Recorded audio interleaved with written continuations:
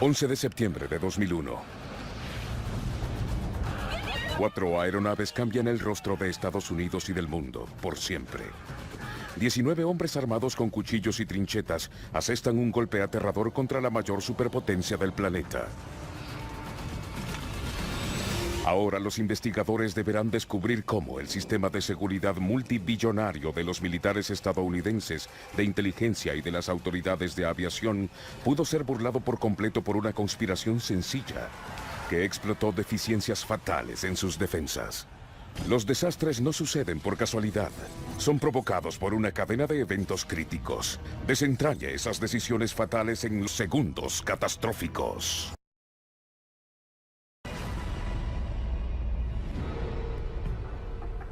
Estados Unidos. Nueva York. Base de la Fuerza Aérea Griffiths. Septiembre 11 de 2001, 7 a.m. Estados Unidos se prepara para la guerra. La Operación Guardián Vigilante simulará un ataque proveniente desde las afueras de las fronteras de la nación.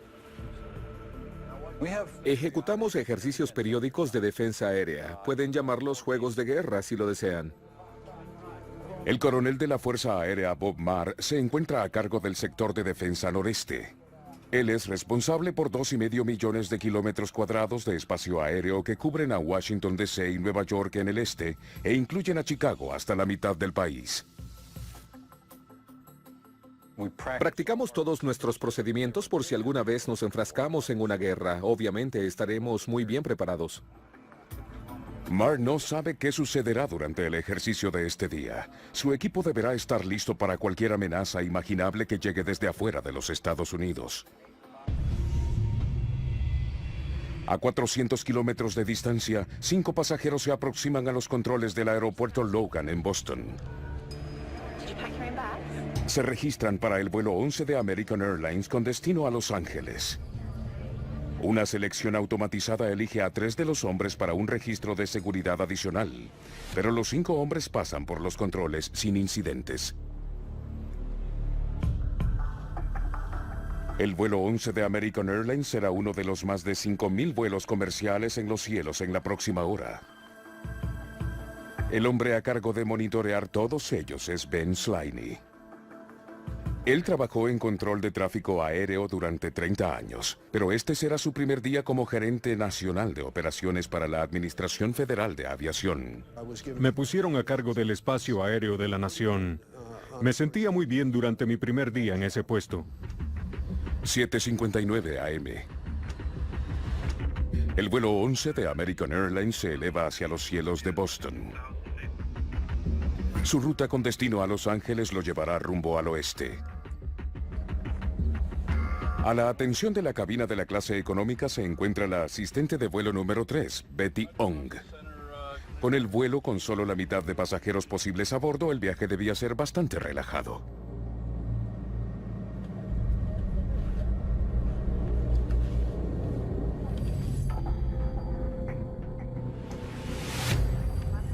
...8:02 a.m. El coronel Bob Maher y su equipo se encuentran a la espera de un ejercicio de defensa aérea. Ellos no tienen idea de los eventos que se desarrollan a bordo del vuelo 11 de American Airlines.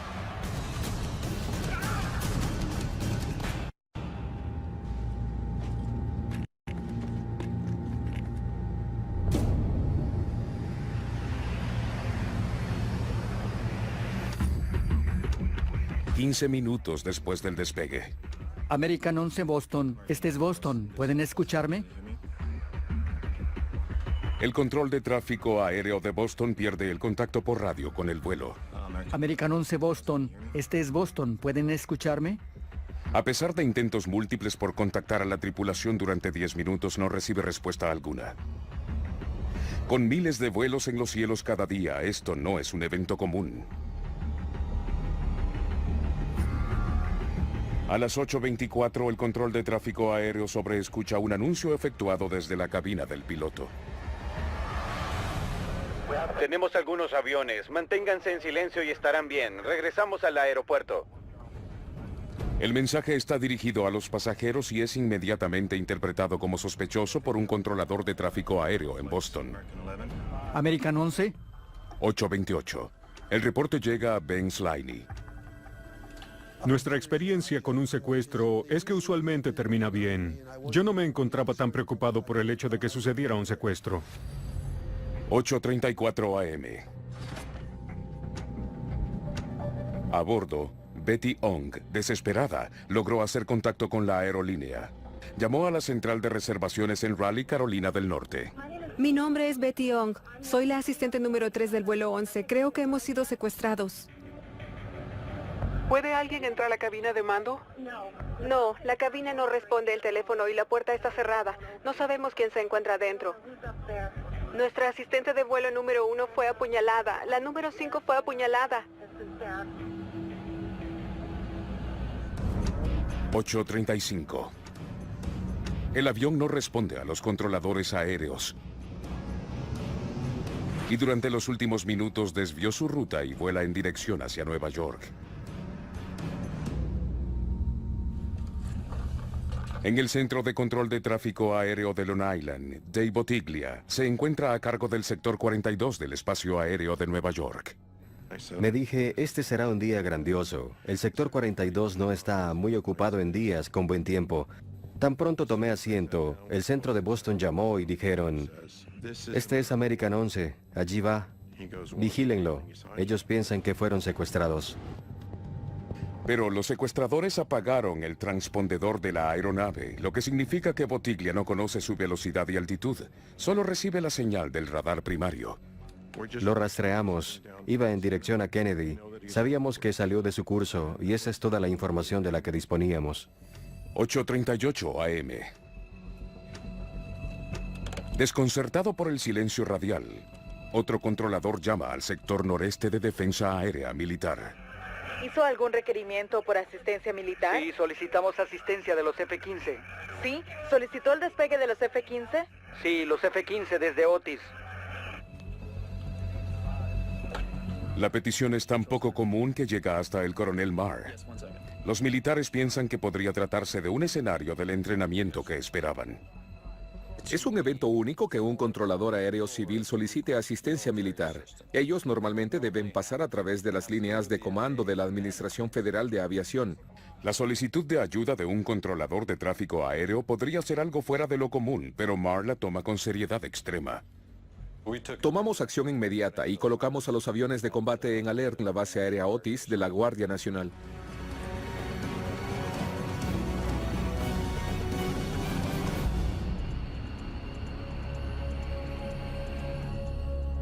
Base de la Fuerza Aérea Otis, Massachusetts, localizada a 250 kilómetros al noreste de la ciudad de Nueva York, desde donde en un intento por contactar al vuelo perdido sobre el estado de Nueva York, Dave Bottiglia hace un contacto con otras aeronaves en el área. Por favor, cambie transpondedor. Pregunté si vio un vuelo de American a su izquierda y él dijo, lo vimos antes, lo teníamos a la vista, no podemos verlo más.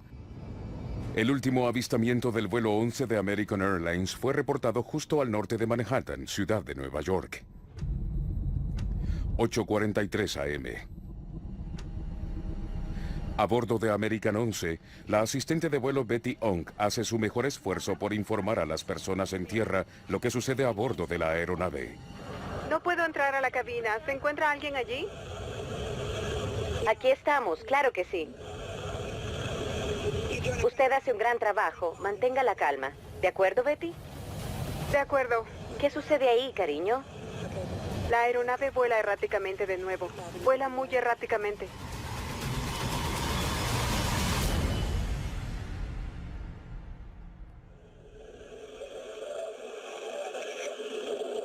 Betty, hábleme.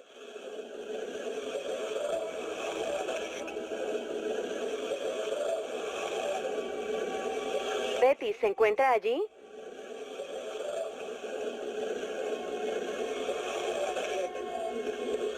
Creo que la perdimos.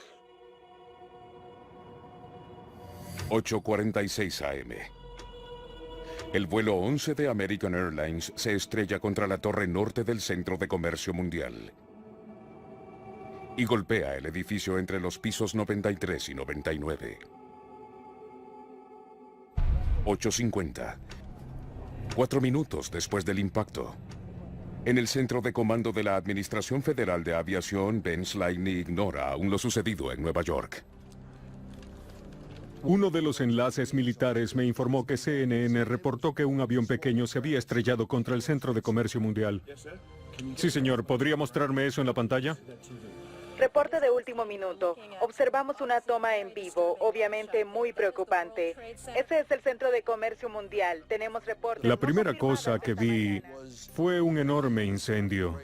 Y en mi mente, por supuesto, supe que no podía tratarse de un avión pequeño. Lo sentí en mis entrañas. Era un mal presentimiento sobre lo que observaba. 8:51 AM. Sin un reporte oficial de que el avión involucrado fuese la aeronave de pasajeros de American y su vuelo 11, los militares envían 2 aviones de combate F-15 en búsqueda de los vuelos perdidos. En el Centro de Control Aéreo de Long Island, Dave Bottiglia está preocupado por otro avión, el vuelo 175 de United Airlines. El código del transpondedor ya cambió y ahora vuela erráticamente también. Subí la mirada y justo en ese instante preciso pude notar que el United 175 observaba una tasa de ascenso muy rápida. Sentí temor en ese momento. Me dirigí a mi jefe y le dije, creo que tengo uno más.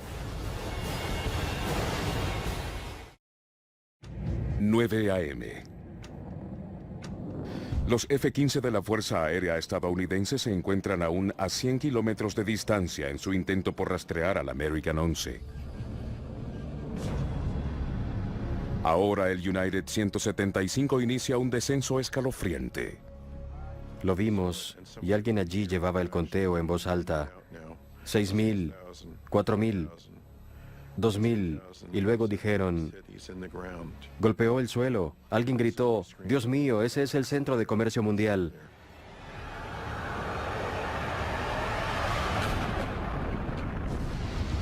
Uno más. Otro avión se estrelló. Dios mío, golpeó el otro edificio. Voló justo en contra de él. Una explosión. Dios mío, se estrelló justo en el centro del edificio. A las 9:03, el vuelo 175 se estrella contra la Torre Sur.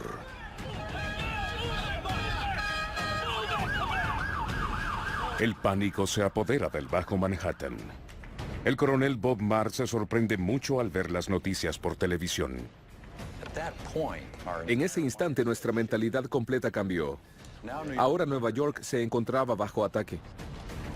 Esto no es un juego de guerra, es la dura realidad. Él envía los F-15 directo hacia Manhattan.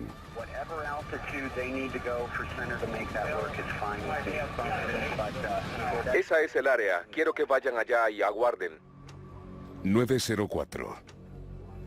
En el centro de comando de la Administración Federal de Aviación, Ben Slaney, en su primer día como gerente nacional de operaciones, enfrenta un reto inimaginable. Ahora, todos los aviones en el cielo me parecían sospechosos. Inmediatamente ordené que todos los aviones a nivel nacional aterrizaran de inmediato. Esto significaba que ningún avión en el país podía despegar y utilizar nuestro espacio aéreo. 9:05 AM. El radar primario capta el vuelo 77 de American Airlines en su ruta de Washington hacia Los Ángeles y muestra que se encuentra a kilómetros fuera de su curso. 11 minutos antes, el vuelo comenzó a desviarse de su ruta programada, cuando apagó su transpondedor y el contacto de radio se perdió. Ahora es solo un pequeño punto en las pantallas del radar. El vuelo regresa con rumbo al este y se dirige hacia la capital de la nación.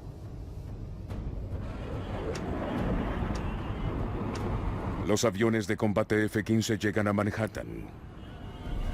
Es una escena de devastación.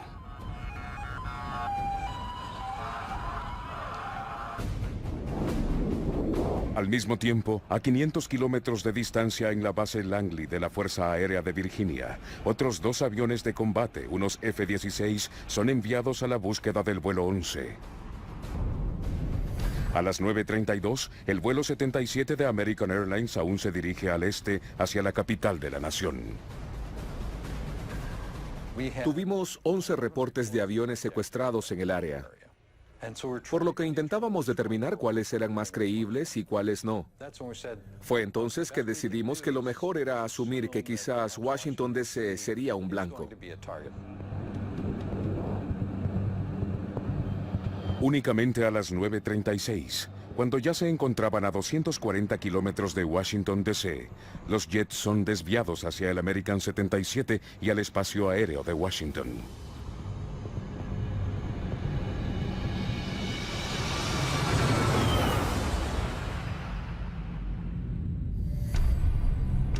...9:37 AM. Dios mío. Dios mío. Vemos una escena en vivo desde Washington y vemos humo que brota desde el Pentágono.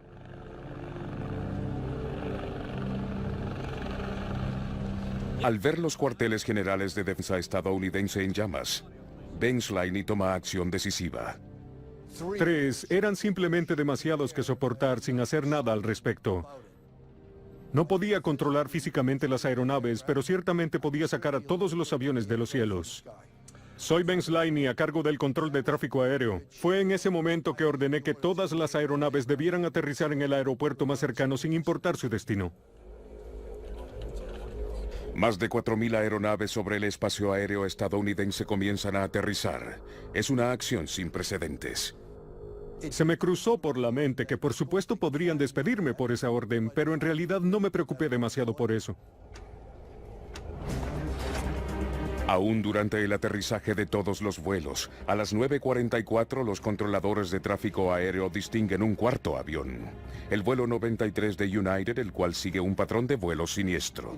United 93 se había desviado de su ruta de vuelo y cambió el código en su transpondedor. Ruta desde Newark hacia San Francisco, el vuelo fue contactado 20 minutos antes por personal de United en tierra, advirtiendo a los pilotos sobre posibles intrusiones a las cabinas de vuelo. 9:59. En el Centro de Comercio Mundial. ¡Oh, allí va! ¡Se derrumba! ¡Se derrumba! La torre sur de 110 pisos de altura colapsa.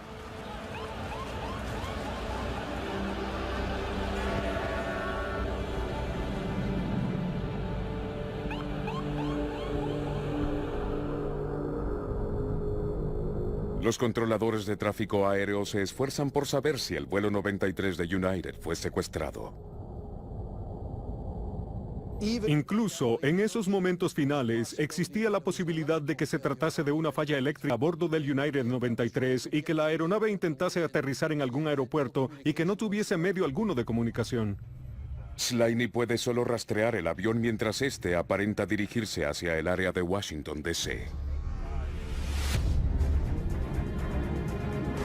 Los cazas F-16 de la Fuerza Aérea estadounidense se apresuran a montar un patrullaje defensivo sobre la capital de la nación.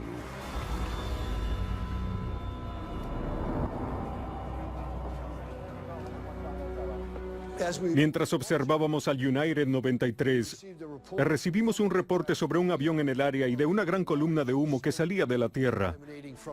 Debimos asumir que ese avión fue el que se estrelló al oeste de Pensilvania. El avión cae a tierra a solo 20 minutos de vuelo de Washington, D.C. Todos los 44 pasajeros y tripulantes mueren. Estas son las primeras imágenes que nos llegan. Los reportes iniciales indican que no hay sobrevivientes. 25 minutos más tarde, en el centro de Manhattan, la torre norte del Centro de Comercio Mundial se desploma.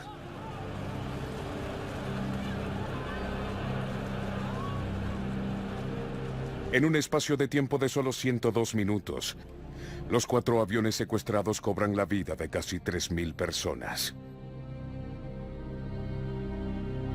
Y antes que el polvo se asiente, la mayor investigación criminal en la historia estadounidense da inicio.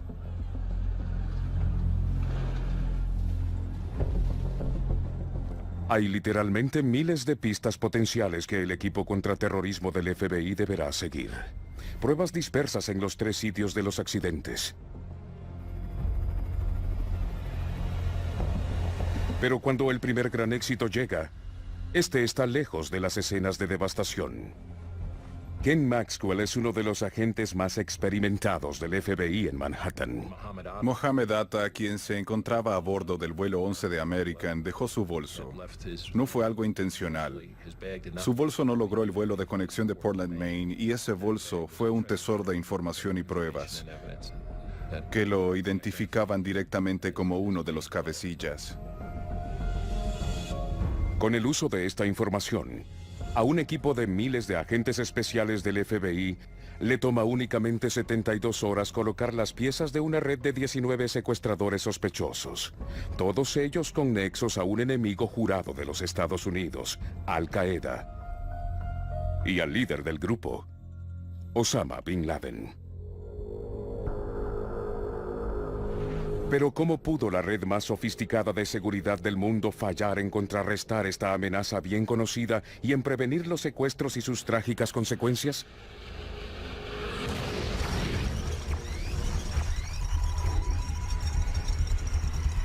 Ahora, al retroceder en los acontecimientos de este día y al profundizar en la investigación, podemos revelar el catálogo de errores que dejaron a los Estados Unidos abierto de par en par para el ataque más devastador en tierra estadounidense en la historia de la nación.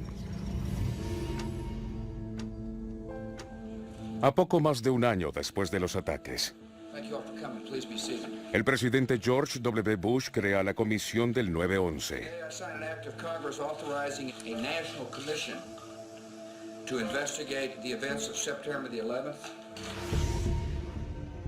Como consejero superior de la Comisión 9/11, Farmer John se encarga de investigar los hechos del día en detalle forense. No puedes ejercer en el cumplimiento de la ley tanto tiempo como yo lo hice, sin que el 9/11 te afectase profundamente. Recuerdo haber pensado al final de ese día, ¿qué fue lo que sucedió? Y esa pregunta me obsesionaba. Los Estados Unidos gastan billones de dólares en sistemas militares y de inteligencia para salvaguardar a la nación. Y corresponde a John Farmer responder a la pregunta de si esos sistemas debían ser capaces de detener a los conspiradores del 9/11. Casi 2 años antes de los ataques, una operación de vigilancia de la Agencia Central de Inteligencia en Yemen estableció que 2 de los secuestradores, Al-Midhar y Al-Hazmi, poseían fuertes lazos terroristas. El teléfono de la familia de Midhar había sido interceptado, por lo que existía información sólida que vinculaba a Midhar con Al-Qaeda y a Hazmi con Midhar. Algunos meses después, la Agencia Central de Inteligencia eventualmente rastreó a Midhar hasta Dubái. Los agentes irrumpieron en su habitación de hotel. Ellos descubren que Midhar posee una visa que le permite entrar y salir de los Estados Unidos a placer. A los pocos días, ellos siguen un rastro hasta Kuala Lumpur, Malasia, en donde uno de ellos es fotografiado durante una reunión de Al Qaeda. Una reunión se llevó a cabo en Malasia. Esta fue vigilada, pero luego perdieron su rastro. Hasta este punto, el sistema había funcionado. La Agencia Central de Inteligencia había identificado una amenaza extranjera para los Estados Unidos. Pero es aquí en donde la conspiración se fuga por entre las grietas del sistema de inteligencia estadounidense. Si Al-Midhar utiliza su visa para operar en territorio estadounidense, su manejo será la responsabilidad del FBI. Pero hasta que Midhar se encuentre en los Estados Unidos, la Agencia Central de Inteligencia mantendrá un interés exclusivo en él y no compartirá detalles clasificados de su caso. Esta falta de comunicación entre agencias no es un descuido, es una cuestión política. Allí estaba la pared, la llamada pared, en donde los agentes que se dedican a la recolección de inteligencia son separados de los agentes dedicados al cumplimiento de la ley. Antes del 9/11, la pared existía, pues la evidencia obtenida a través de vigilancia de inteligencia o espionaje era percibida como inadmisible en un tribunal de ley estadounidense.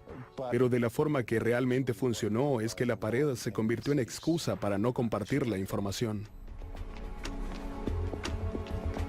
19 meses antes de los ataques del 9/11, Al-Midhar y Al-Hazmi se mudan a un apartamento en San Diego, California.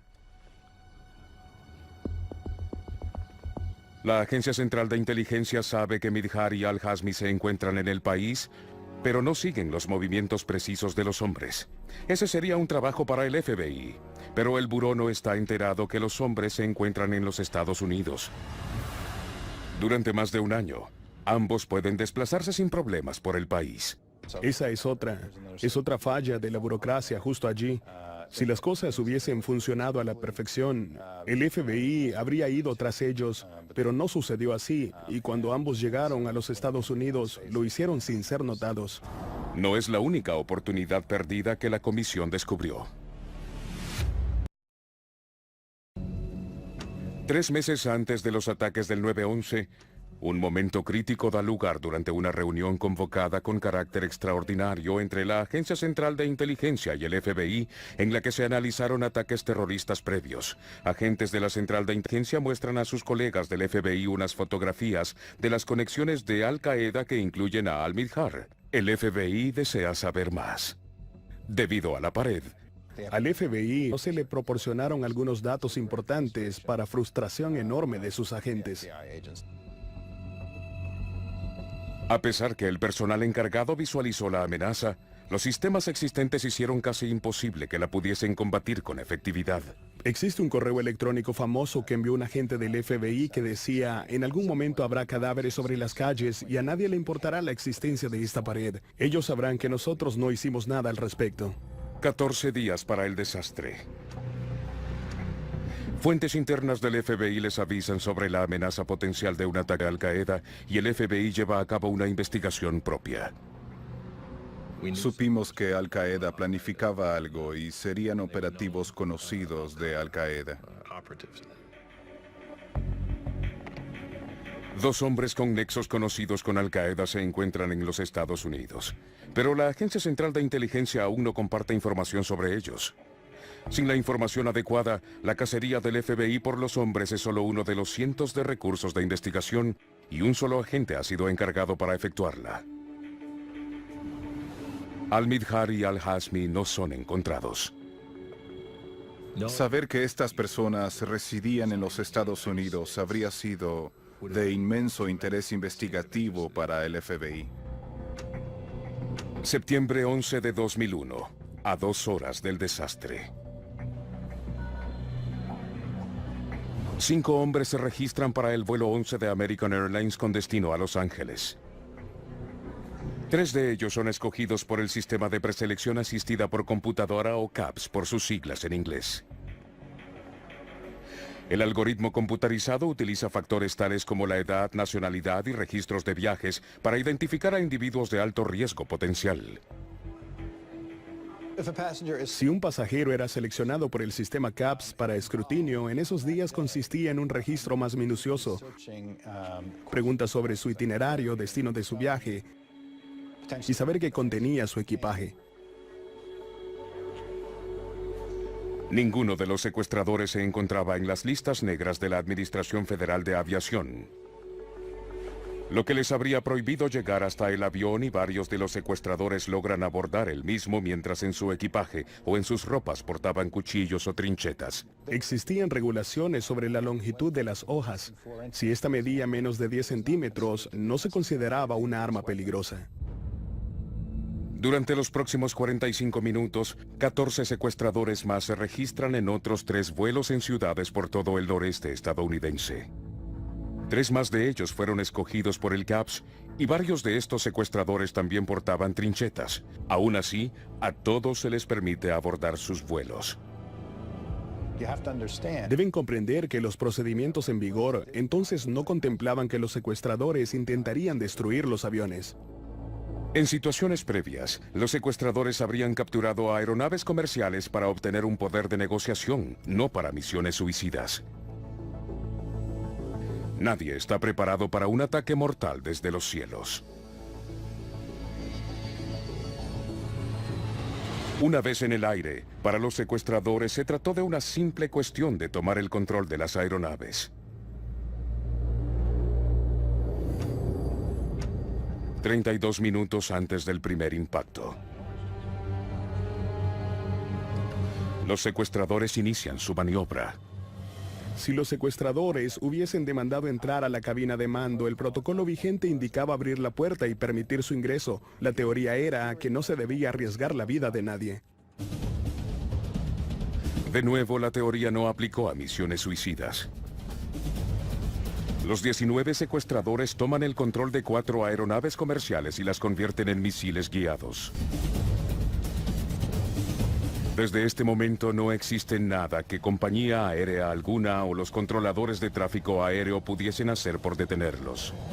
La última línea de defensa parecería ser la milicia estadounidense, la más grande y mejor equipada fuerza aérea en el mundo. Pero si ésta había de actuar, necesitaba saber que existía una amenaza. Por esto, la investigación de John Farmer revisa el proceso de cómo los militares podrían involucrarse en caso de un secuestro. Existía un protocolo en caso de secuestros, por medio del cual los militares serían contactados y potencialmente aviones de combate podían ser enviados. De acuerdo a los estatutos, los controladores de tráfico aéreo debían contactar a los de la Administración Federal de Aviación en Washington. Luego, una cadena de comunicación seguiría antes que la autorización para un envío de aviones de combate fuera decretada. Si este protocolo hubiese sido respetado durante el 9/11, los aviones de combate podrían haberse encontrado aún en tarmac hasta mucho después de que el cuarto avión se hubiese estrellado. Ellos básicamente hicieron caso omiso al protocolo ese día.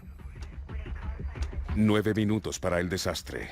Farmer descubre que, contrario a la burocracia que obstaculizó a la Agencia Central de Inteligencia y al FBI, el control de tráfico aéreo desechó el libro de estatutos. Un controlador aéreo se preocupó tanto que llamó directamente a una base aérea local en Roma, Nueva York. Sí, un segundo. El coronel Bob Marr debe manejar la situación. La primera llamada que recibí fue de un controlador civil en la central de Boston, quien dijo: tengo un problema y necesito más ayuda, acudiré a los militares. 8 minutos para el desastre. Los militares fueron notificados, pero eso no desencadena una reacción armada automática. Marr aún requiere de una orden de un oficial superior antes de poder contar con los aviones de combate. Las acciones tempranas de un controlador aéreo que pensó con rapidez golpean la pared de ladrillos de la burocracia militar. Me quito el sombrero ante él, pues él pensó en una iniciativa que no se vio reflejada en la cadena de eventos más adelante.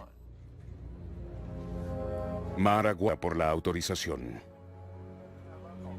Minutos después, él consulta con su superior inmediato y ambos acuerdan que no pueden esperar más tiempo.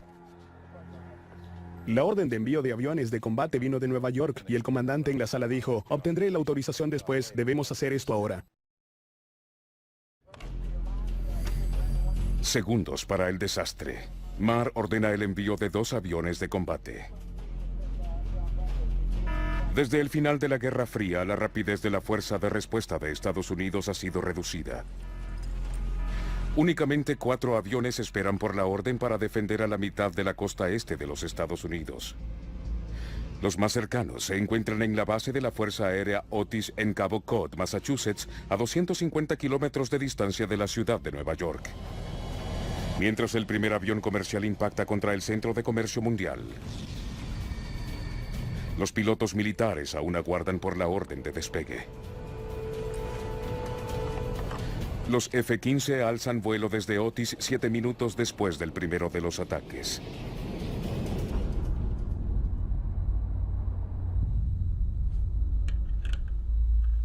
Farmer luego examina cómo la milicia respondió a los ataques en progreso minuto a minuto.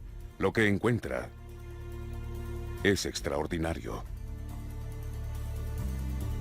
Aún después del primer impacto, ninguna autoridad tenía conocimiento que el American 11 se había estrellado contra la Torre Norte. Los aviones de combate deberán seguir su ruta hacia el área de Nueva York tan rápido como sea posible. Asegúrense que la Administración Federal de Aviación despeje la ruta todo el trayecto. Si lo encontramos, lo interceptaremos.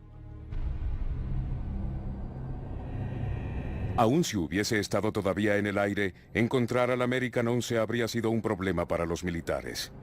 Los radares militares fueron ajustados para vigilar los cielos fuera y lejos del territorio estadounidense en su búsqueda por amenazas, no para rastrear aviones comerciales. Estos nunca se consideraron una amenaza antes. Por lo que cualquier piloto de combate quien buscase un avión comercial necesitaría ser guiado por controladores aéreos civiles. El procedimiento demandaba una cooperación cercana entre dos organizaciones muy diferentes. Existía un problema de comunicación, pues las agencias realmente no estaban acostumbradas a trabajar en conjunto. No podíamos efectuar llamadas de larga distancia. Acostumbramos a llamar a teléfonos militares. Necesitábamos hablar con tantas personas que debimos crear nuevas líneas de comunicación. 9 a.m. Los dos F-15 se aproximan a la ciudad de Nueva York. La idea de que alguien volase un avión secuestrado para una misión suicida aún no pasa por la cabeza de nadie. Era simplemente inimaginable que un avión pudiese ser dirigido contra un edificio, por lo que continuamos con nuestros esfuerzos por intentar localizar el vuelo perdido. 1 minuto para el segundo impacto. Las autoridades aún reaccionan acorde a reportes confusos sobre el primer avión siniestrado, el American 11, el cual suponen aún vuela sobre o en los alrededores de la ciudad de Nueva York. Tenemos al American Airlines 11. Creemos tenerlo justo al este de Nueva York. Por unos momentos pensaron haberlo rastreado a lo largo del río Hudson, pero luego desapareció. Los cazas F-15 patrullan aún la costa en búsqueda de un avión que ya no existe. Ahora, la segunda aeronave comercial secuestrada, el vuelo 175 de United, se encuentra a instantes de estrellarse contra las Torres Gemelas.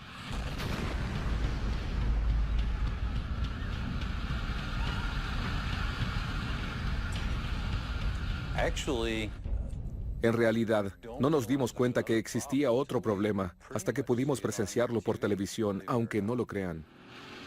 Ahora Estados Unidos sabe sin lugar a duda que se encuentra bajo un ataque directo. Para este momento, la estructura del Comando Nacional, políticos experimentados y militares deberán entrar en acción. Reportes de noticieros del mismo día y de las semanas siguientes sugieren que una respuesta coordinada fue desencadenada instantáneamente y que estuvo cerca de frustrar los ataques consiguientes. Lo que se dijo al público fue que los primeros 2 aviones se estrellaron ante nuestra sorpresa contra el Centro de Comercio Mundial, pero que para el tercer vuelo, la estructura nacional de comando se había reafirmado y había respondido ante la conmoción. Se habrían enviado aviones cazas en respuesta a un reporte que un tercer avión, el American 77, se dirigía a Washington, y que nosotros solo estuvimos demasiado tarde para interceptar ese vuelo. En los meses siguientes al 9/11, esta fue la versión oficial respecto al tercer avión secuestrado.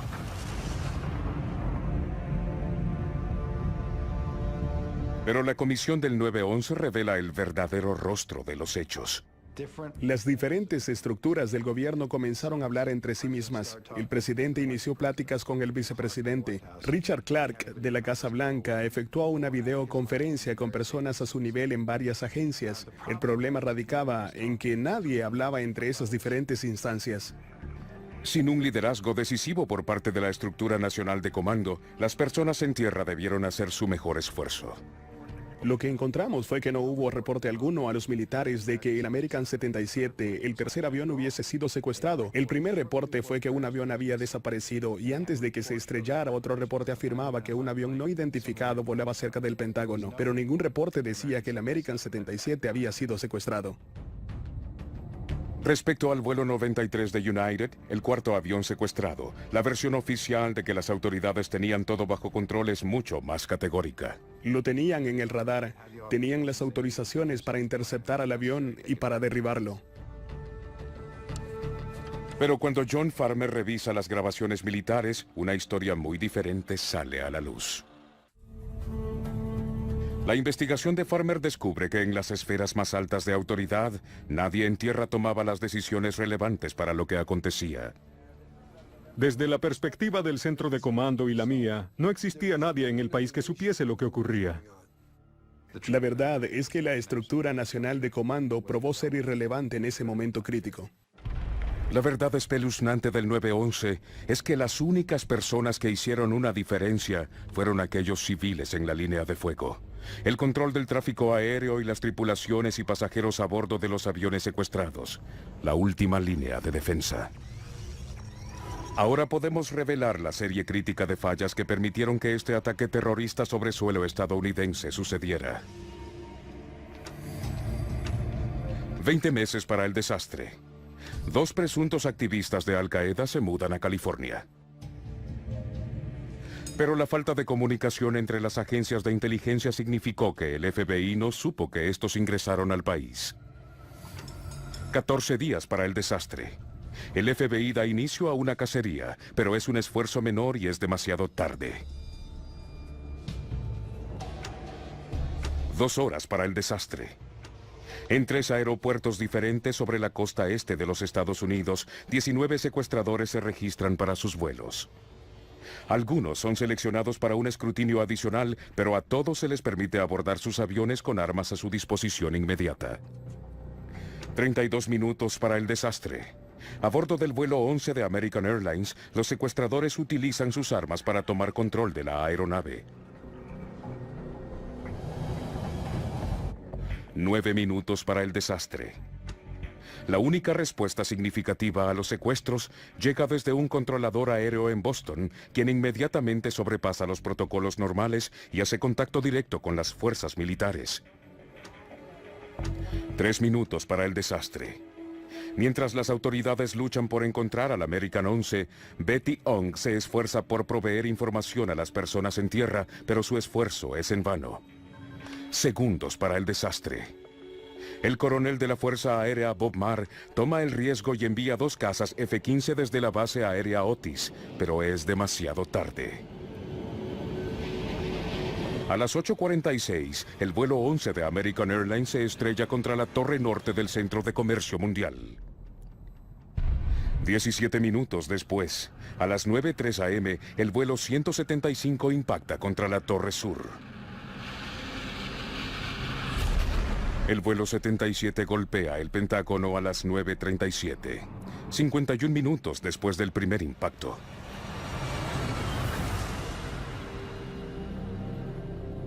Lo único que detuvo a los secuestradores del vuelo 93 de United Airlines fue el esfuerzo heroico de sus pasajeros y tripulantes.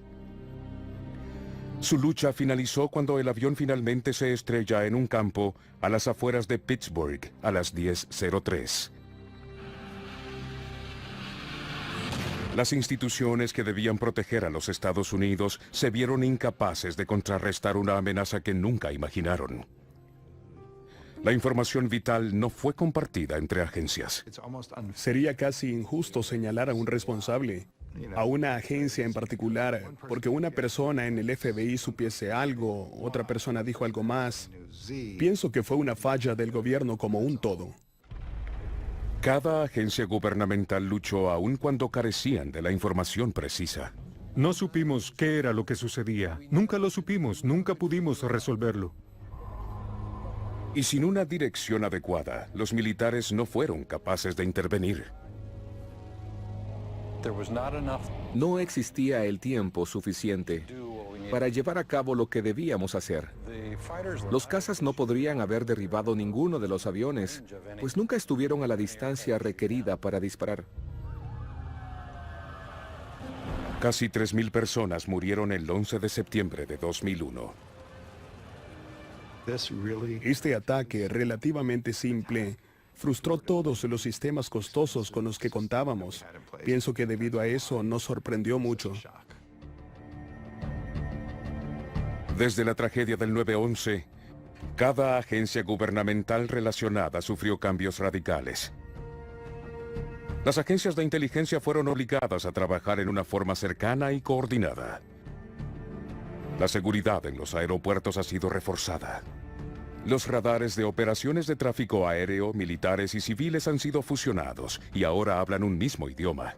Aún está por verse si las lecciones fueron aprendidas y si los Estados Unidos se encuentran ahora a salvo. Pienso que nuestro sistema de inteligencia es más eficaz ahora, pero eso no significa que estemos protegidos contra amenazas inesperadas, sin importar de qué se trata.